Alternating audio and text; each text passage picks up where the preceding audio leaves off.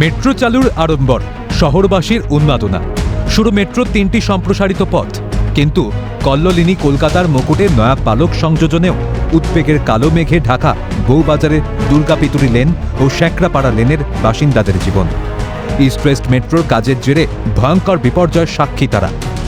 Metro কর্তৃপক্ষের তরফে বহু পরিবারকে ভাড়া বাড়িতে থাকার ব্যবস্থা করা হয়েছিল। ভেঙে পড়া বহুতলগুলি মেরামতের প্রতিশ্রুতি দিয়েছিল মেট্রো কর্তৃপক্ষ। কিছু পরিবার বাড়ি ফিরেছে, কিন্তু যারা চেনা ঠিকানা পরিচিতি পরিবেশ ছেড়ে আজও থাকেন অন্যত্র, তাদের কি হবে?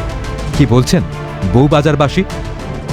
আমার বাড়ির অবস্থায় আমি নিজে প্রায় 2.5 লাখ টাকা খরচা করে আমার পোর্শনটা সারিয়েছি। আমার ছোটো ভাইয়ের পোর্শনটা সারানো হয়নি, সেই ছোটো ভাইয়ের পোর্শন এখন ফাট ধরেছে, এই দিচ্ছি দেবো করে এখনও ফাট ঠিক করে দেয়নি। এই বাড়িগুলো ভেঙে গিয়েছিল আপনাদেরই প্রতিবেশী? হ্যাঁ, প্রতিবেশক। তো তারা তো এখনো ফিরতে পারলো না, তারা ফিরতে পারেনি। তারা কবে ফিরবেন কিছু যায় না। এখন আমাদের বাড়ির এটা সারিয়ে দিয়েছে, অনেকটা ভালো অবস্থা, কিন্তু বাইরে এখনো কাজ চলছে। অনেকগুলো বাড়ি এখনো ভাঙা অবস্থায় আছে, মানে তৈরিই হয়নি, সেগুলো মানে ভেঙে পড়ে গেছে। পড়শিরা অনেকেই নেই। পাড়াটা একটু খালি মানে পাড়ার মতো আর নেই। মেট্রো জানিয়েছে যে তাদের হাতে জাদুকাঠি নেই যে হঠাৎ করে কোনো ভেঙে যাওয়া জিনিস এত তাড়াতাড়ি তৈরি করে দেবেন, তবে সময় লাগবে, তৈরি করে দেবেন, সমস্ত কিছুই ফিরিয়ে দেবেন। মেট্রো সূত্রে এমনটাই খবর। 2019 সালে ইস্ট ওয়েস্ট মেট্রোর কাজের জেরে বউবাজারে একাধিক পাড়ায় ভেঙে পড়েছিল প্রাচীন বহুতল। সেই থেকে তারা ঘরছাড়া। মেট্রো কর্তৃপক্ষ কি আদৌ ভাবছে সেই বাসিন্দাদের কথা?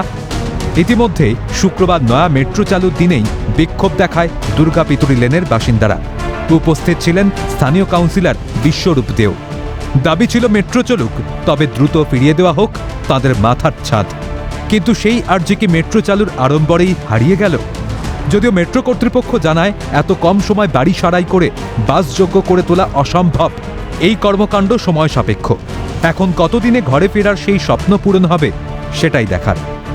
নিজের এলাকা, নিজের পাড়া, নিজের বাড়ি সব ছেড়ে অনেক দূরে থাকতে হচ্ছে তাদের, আর নিজের পরিচিত মানুষকে ছেড়ে থাকতে হচ্ছে। এই যন্ত্রণা যে কতটা, সেটা একমাত্র তারাই বুঝছেন, এ কথা বলাই বাহুল্য। ক্যামেরায় নিখিল দাসের সাথে অভিরূপা হাজরা, ক্যালকাটা নিউজ।